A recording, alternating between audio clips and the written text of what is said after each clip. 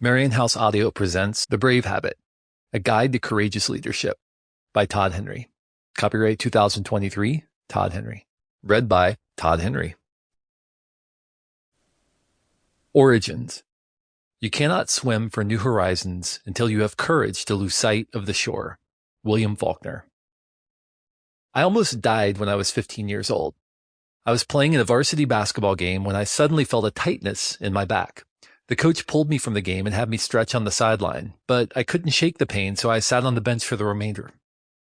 Later, I awoke in the middle of the night, unable to move my legs. I rolled out of my bed and crawled arm over arm into the hallway where I screamed for my parents to help. They called an ambulance and I was transported to a local hospital where an initial x-ray revealed a mass the size of a grapefruit in my abdomen. The immediate fear was cancer, but after emergency exploratory surgery, they discovered that the mass was actually a swollen muscle.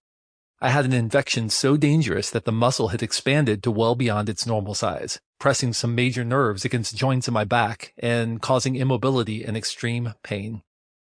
Over the next few days, friends and family cycled through my hospital room. It seemed odd that they were choosing their words very carefully, but I didn't realize at the time that many of them probably thought those would be the last words they'd ever say to me. Tears in their eyes, they would encourage me and share fun memories of our times together.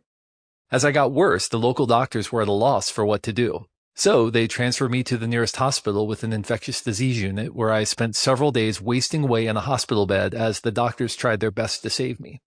At one point, the lead doctor told my parents, if I can save him, I'm going to have to pump him so full of antibiotics that there will almost certainly be major side effects. Of course, my parents told him to do what was necessary. The antibiotics worked. It was nearly a miracle. 35 years later, I've experienced no side effects other than the ability to turn invisible on demand. That's normal, right? The infection waned and I began to regain the ability to move my legs. However, I was a ghostly shadow of my former self. I had entered the hospital at 6'3", 185 pounds, and I was leaving weighing in at 135. I had lost 50 pounds in just a few weeks. My muscles had atrophied from lack of use.